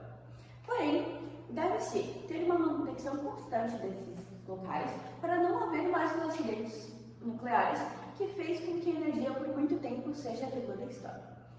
Ademais, no Brasil, a porcentagem é baixíssima, sendo 3% na produção dessa energia. Porém, havendo investimentos para a ampliação desta forma de energia, visto a sua grande eficiência na produção.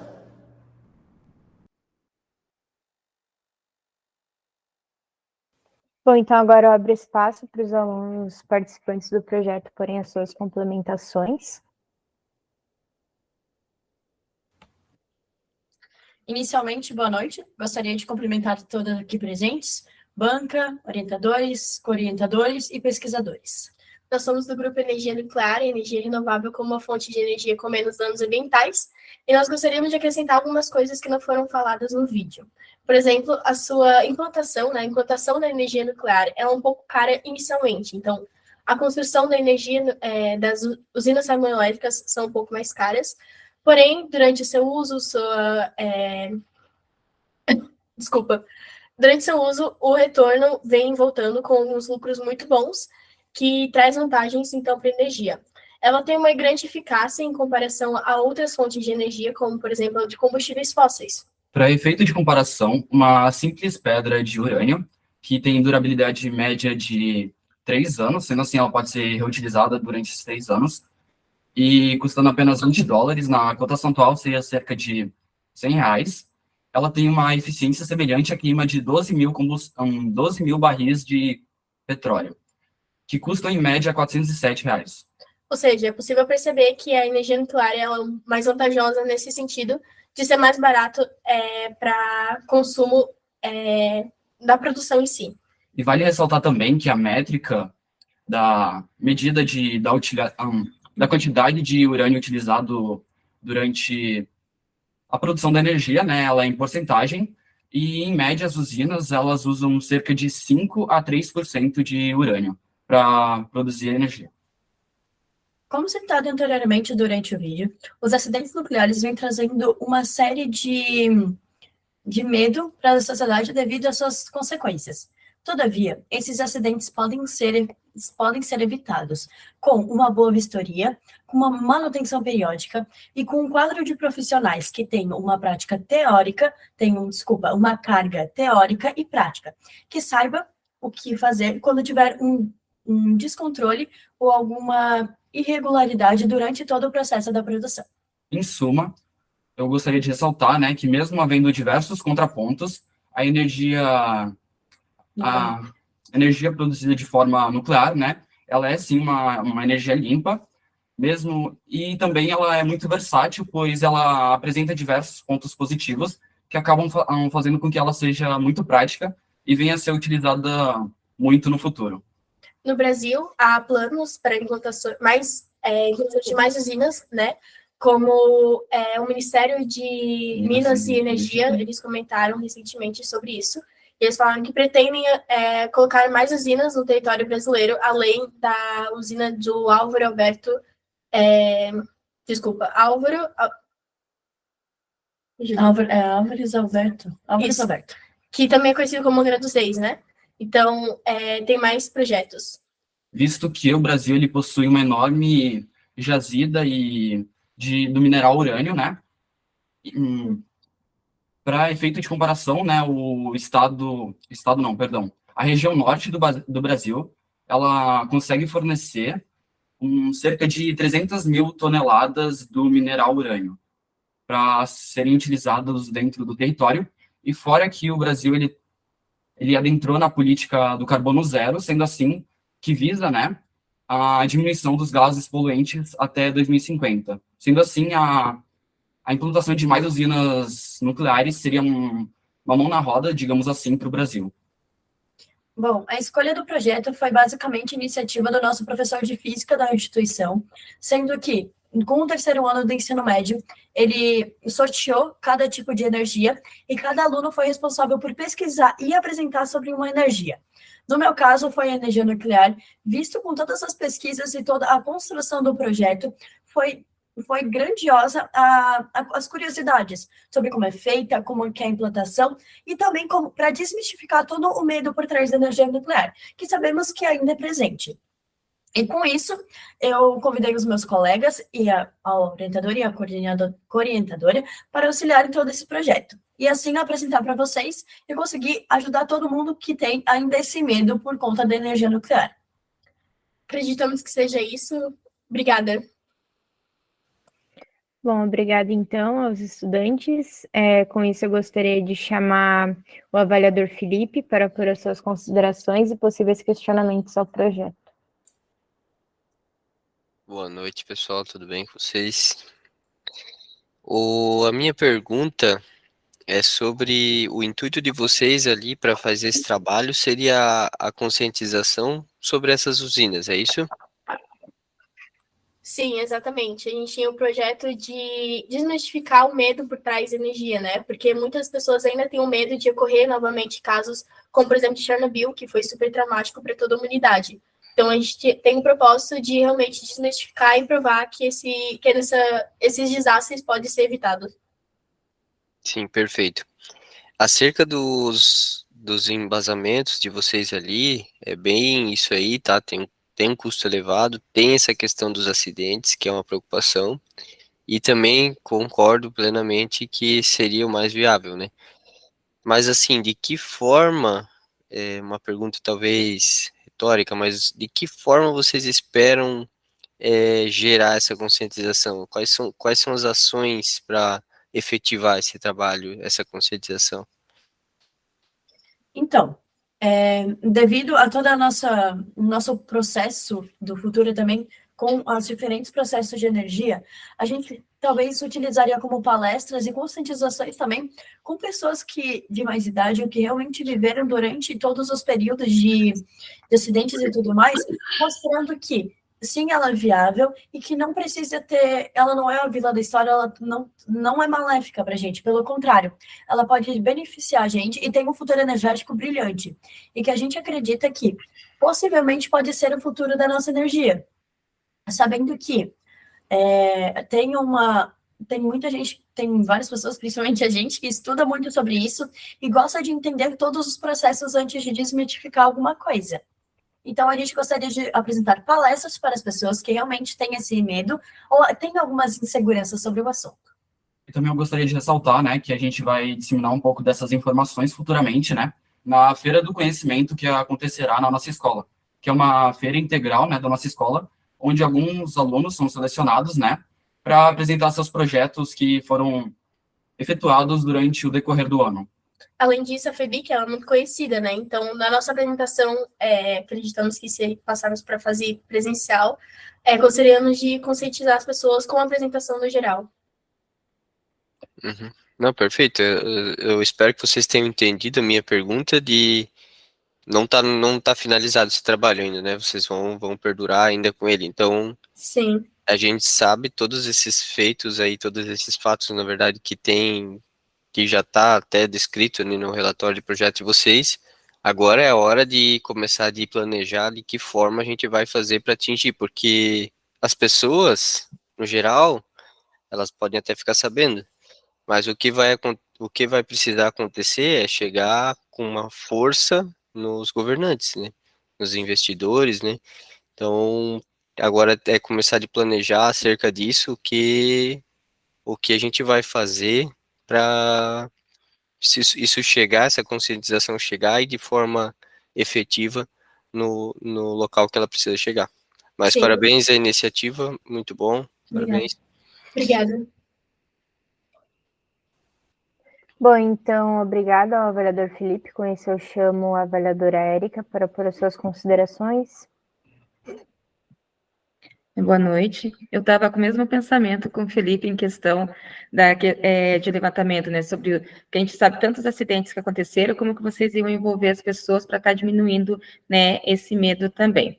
Em cima disso, né, já que ele colocou, vocês já responderam isso, eu penso que dá para vocês aprofundar esse projeto em questões, porque vocês falam assim na questão que as pessoas têm que ser mais treinadas, né, para que não aconteça, que foi questão de resfriamento, toda ali a falha, trabalhando então, começa dentro da escola, que são as utilizações dos EPIs, dos estudos de como utilizar, de como aprofundar nisso daí. E aí eu acho que o projeto vai para frente, sim. Parabéns, tá? Obrigada. Bom, obrigada então ao projeto participante, aos avaliadores pelas considerações.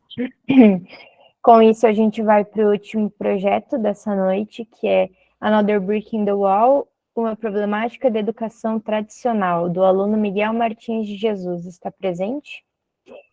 Sim. Ok. O projeto foi orientado por Leandro Menezes Costa, da instituição Colégio Interativa, em Londrina, Paraná.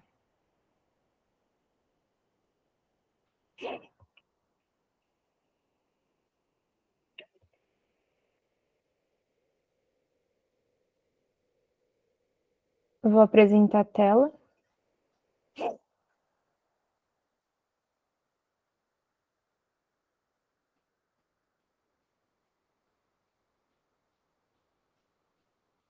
Olá, meu nome é Miguel, sou aluno do Colégio Interativo Londrina, sou orientado pelo Leandro, e hoje vou falar um pouco sobre o meu projeto, que se chama Another Brick in the Wall, Problemática da Educação Tradicional.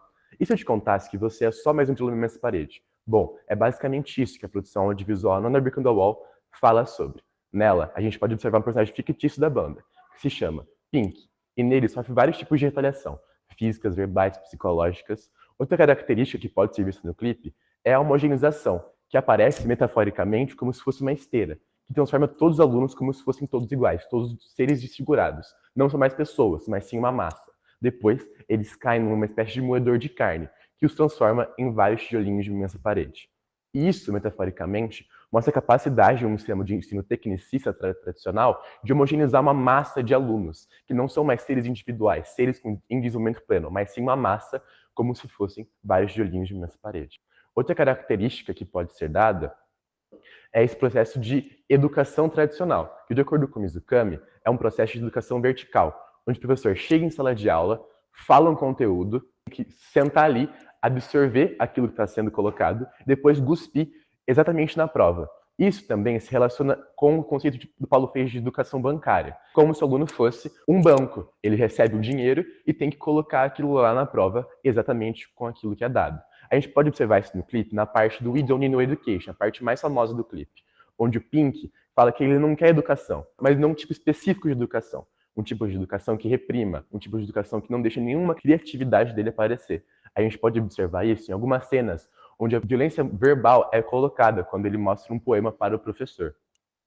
Bom, esse sistema de ensino não vem de agora, visto que no século XV os jesuítas lá da Europa vêm aqui para o Brasil catequizar, desbarbarizar os hereges, que no caso são os indígenas. E nele, esse processo é colocado no Ratio Chichen Institute Studiorum, que era basicamente uma coletânea de vários ensinos de teologia, filosofia e latim. E nele, o processo de ensino era um processo à base da repetição, um processo onde o indígena tinha se colocado posições de inferioridade aos padres jesuítas que vieram aqui catequizar eles, e caso eles errassem aquilo que estava sendo repetido, uma oração, um termo latim, eles eram punidos. E esse fator é que ecoa até os dias de hoje. Afinal, o Brasil ele é uma ferida aberta de um processo de educação violento que vem da Europa. E, a partir disso, a gente pode fazer uma linha histórica de teóricos não tradicionais que trazem essa abordagem um pouco mais desconstruída. A gente tem, por exemplo, no século XVI, o João Amos Comênio, que traz essa educação universal. Depois de uma depressão antropológica muito grande da Idade Média, ele traz uma educação que é referência até os dias de hoje. A gente, agora pulando para o século XVIII, a gente tem o Jean-Jacques Rousseau, um dos mais conhecidos. A gente tem nele esse empirismo pedagógico, que a gente pode observar a obra Emílio, do Rousseau, que é basicamente um romance sobre educação. Nele, o aluno passa de apenas um mero recebedor de conhecimento e vira o autor principal daquela construção de conhecimento. Bom, agora pulando para o século XXI ou XX, a gente tem o Paulo Freire, que é um teórico brasileiro muito conhecido do Nordeste, que traz essa ideia de uma educação onde a parte externa pode influenciar o interior da sala de aula.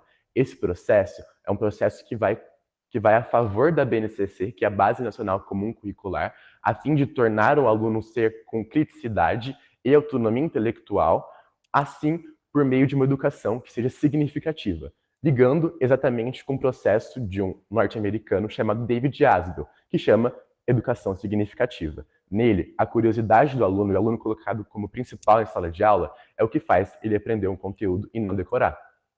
Bom, depois de tudo isso que eu falei, a gente surge duas problemáticas. A escola brasileira atual realmente promove o desenvolvimento de alunos críticos e intelectualmente desenvolvidos? E como eles percebem isso? Para responder essas duas perguntas, foi colocado um objetivo. Esse objetivo seria não responder, mas sim refletir sobre. E para responder, ou refletir, igual eu falei anteriormente, foi colocado alguns objetivos específicos. E para conseguir refletir sobre eles, a gente fez um Forms, aplicado para mais de 100 alunos do nono ao ensino superior. E nele a gente pôde observar uma divergência de resultados, visto que muitos deles mostravam que tinham espaços de debate na sala de aula, mas o conteúdo continuava sendo aplicado de uma forma tradicional, ou seja, uma forma de educação vertical que eu mencionei lá no início da apresentação. E isso pode mostrar que esses fatores que eu falei no início da apresentação que ecoam até o sistema educacional atual, visto que esses mesmos se destoam da BNCC, que é a Base Nacional Comum Curricular.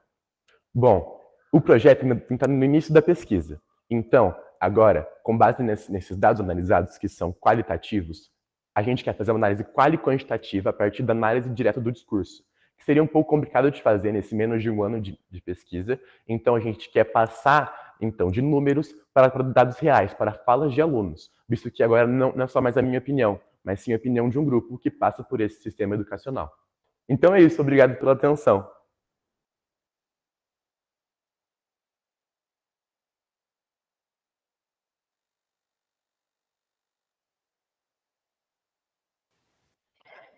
Bom, então agora eu dou espaço para o estudante Miguel por as suas complementações ao projeto.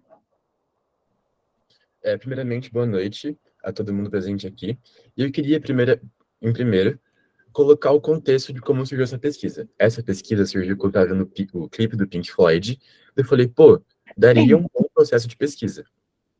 E no meu colégio, a gente sempre teve iniciação científica.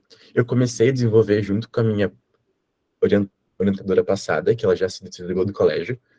Mas a partir disso, eu tive esse nascer de um projeto que vinha de uma educação tradicional. E agora, depois de amadurecer esse projeto, depois de gravar esse vídeo, a gente começou a estudar um conteúdo que se chama decolonialismo, que não deu tempo de colocar lá e nem nos slides, porque é uma coisa nova que eu venho estudando. E esse decolonialismo é basicamente descolonizar. Ok, só que na internet.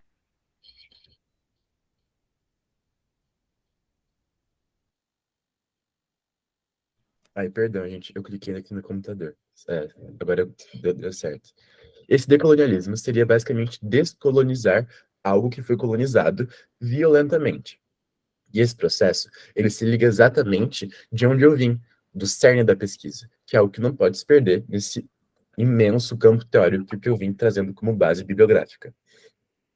É importante ressaltar que esse ano eu tenho mais algumas feiras para ir, inclusive a do México, eu vou representando o Brasil em quesitos de educação, que eu quero, até lá, colocar essa base de argumentos de alunos como uma forma muito mais robusta.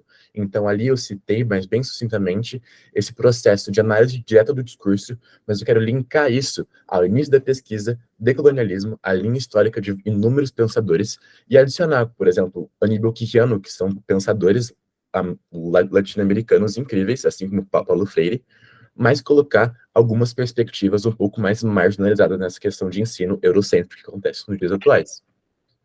E é mais ou menos isso. Bom, obrigado então, aluno Miguel, pela sua complementação ao projeto. Com isso, eu chamo a avaliadora Érica para suas considerações e possíveis questionamentos. Boa noite, parabéns, Miguel, pela sua explanação, é muito boa, o vídeo eu já tinha assistido, tinha gostado. O que eu fiquei pensando, agora que você está colocando, de onde surgiu, né, desse detalhe, como que você vê essa metodologia de ensino? Qual é a metodologia, então, que seria mais aplicável? Como um professor poderia hoje estar, então, trabalhando com o aluno para não ser toda essa, a gente fala, né, mecanização que a gente tem hoje. A gente vê que eles colocaram hoje um pouco, incluir um pouquinho da metodologia ativa, mas não aplicam totalmente ela, né, só introduzir um pouco. Como você vê isso, o que você pretende daí nesse projeto? Eu enxergo, primeiramente, essa metodologia ativa uma coisa um pouco passada já. A gente tem desde 2007, por exemplo, o ano que eu nasci, fazem quase 16 anos que acontece esse método ativo, um processo batido, que já foi utilizado e não foi bem colocado em muitos colégios, porque, visto da minha perspectiva de colégio particular, é um processo difícil de ser aplicado nesse maior âmbito de escolas. E eu acho, na minha concepção, que até agora o projeto ele não quer responder a essa pergunta de ver qual é o método, porque eu acho muito ambicioso, né? Pô, tantos teóricos brasileiros vieram, não conseguiram responder isso. Tem Piaget, que numeralizou essa educação, sistematizou a educação. Mas eu acho que essa ideologia socioconstrutivista seria a melhor hipótese. Por exemplo, com o ensino triangular, trazendo como base Paulo Freireana e Piagetiana esse processo. Eu acho que seria a melhor opção. Até agora do projeto, né? Que ele tem muito ainda para andar. Perfeito, parabéns. Obrigado. Bom, chamo então agora o avaliador Felipe para pôr as suas considerações ao projeto. Boa noite, Miguel. Boa noite. Uma dúvida aqui para começo, assim, você questiona ali, no caso, a forma ou o conteúdo? Ou os dois da metodologia de ensino atual? Eu questiono os dois, porque a partir do momento que a gente vem de uma democratização do ensino, igual eu falei, Mizukami fala que o ensino vertical é falho, é um ensino pobre, que as provas não são boas. As provas não medem o nível de aprendizagem do aluno, elas medem a capacidade dele de decorar um assunto. E eu venho aqui criticando, eu uso a palavra criticando, uma palavra muito forte, né? Uma palavra que ela é muito incisiva, mas é exatamente isso que eu quero trazer. Eu quero questionar e refletir sobre esse processo que, ao meu ver, antes ele era particular, mas agora eu vou partir para o geral, igual a teoria de Francis Bacon, para não ser só mais uma opinião, não só um grito de independência, como o clipe Another Brick on the Wall do Pink Floyd, mas sim uma pesquisa científica, igual se tornou agora. Então, sim, eu questiono os dois, porque eu acho que o Brasil ele tem um processo de ensino precário equivalente a outros países muito mais desenvolvidos devido a essa colonização bárbara que aconteceu. Por isso, eu complementei do decolonialismo, que é um assunto que eu busco implementar no projeto esse mês ou mês que vem. É um assunto bem... um contexto bem, vamos dizer assim, complicado, polêmico, mas é muito válido questionar isso. A minha sugestão para ti, só, para complementar, é cuidado com o foco do objetivo de mudar o que é, entende? A gente tem que ter uma avaliação social, que o Brasil tem hoje o Sul, tem o Norte, tem a Amazônia, são 3 lugares totalmente diferentes, com culturas totalmente diferentes, com metodologias, o Brasil é gigante. Então, acerca disso, a gente tem, que nem você colocou lá na revisão da literatura, a gente tem uma base nacional comum. A gente tem uma coisa comum que é para todo mundo. A princípio é para ser todo mundo igual. Então, talvez acerca disso a gente tem que cuidar o que a gente vai contextualizar, porque é o seguinte, né, se eu chegar hoje numa escola, sei lá, Pomerode aí, que tem, a maioria do pessoal é de uma descendência, vai inserir uma metodologia, o pessoal talvez não vai, né, ficar atrelado. Não é muito minha área, pedagogia, mas é o que eu tô analisando aqui, tá? E se você chegar numa escola do norte, então essas duas metodologias, elas têm que se equivaler conforme o pessoal, conforme a cultura. Mas é interessante, tá? Eu acredito que tem muito chão ainda pela frente para desenvolver nesse assunto, tá? E outra questão para finalizar é uma reflexão, né? A gente está questionando. E a minha dúvida é como que você pretende chegar a, por exemplo, mudar uma base nacional comum? Qual que são os seus métodos, assim, mais especificamente? Primeiramente, obrigado pelas perguntas, pelas ressalvas, mas eu queria fazer uma ressalva sobre o comentário que você fez no início, sobre que, pô, o Brasil é um país continental, é um país massivo, e cada lugar, norte, nordeste, sul, sudeste, tem um processo externo de educação, tem características externas. E é justamente por isso que eu trago Paulo Freire e o Asubel, que é educação significativa. Então, acho que essa dúvida de contexto já foi sanada, devido ao contexto externo que traz justamente esse processo de educação significativa. Mas agora, sobre o método que você queria saber, como eu quero expandir, como eu quero colocar isso na prática, eu acho isso muito complicado, ainda mais porque eu tenho, 15 anos de idade, e levar isso, o congresso, é muito complicado. Então, eu quero, a partir de agora, que está acontecendo, ir para feiras maiores, por exemplo, a ESE do México, que é a futura que eu vou participar agora, e a Mostra Tech, expandir esse conhecimento, discernir esse conhecimento. Eu quero expandir essa ideologia que por muito tempo foi sanada, foi simplesmente cortada e não debatida, porque o Brasil não é um país disso, não é um país para isso. Entre algumas aspas. E é isso, eu quero expandir, indo aos poucos, para depois seguir como profissão, talvez como pedagogo, talvez como educador, e aplicar isso no meu âmbito. Porque quando eu já mudo o âmbito, eu já estou mudando alguma coisa. Se eu tentar mudar o geral, eu não vou conseguir abraçar tudo. Perfeito. Obrigado. Obrigado. Bom, obrigada então a todo mundo, né, ao aluno Miguel e aos avaliadores. Com isso, a gente encerra a sessão de hoje. Eu gostaria de agradecer a presença de todo mundo em nome da FEBIC. E, bom, gostaria de ressaltar, assim como eu falei no início da sessão, a gente está tendo atividades paralelas às bancas, então fiquem atentos às redes sociais oficiais da FEBIC e ao site.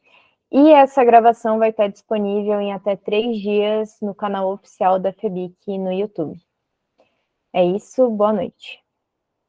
Só uma questão, a gente já pode avaliar, então, lá no site, né? Sim, estava dando um probleminha com a parte de avaliação no site, mas daí a coordenação já se dirigiu aos avaliadores que estavam tendo problema. Qualquer problema que tenha com a avaliação, daí tem que ser tratado diretamente com a coordenação. Tá certo. Obrigada. Nada.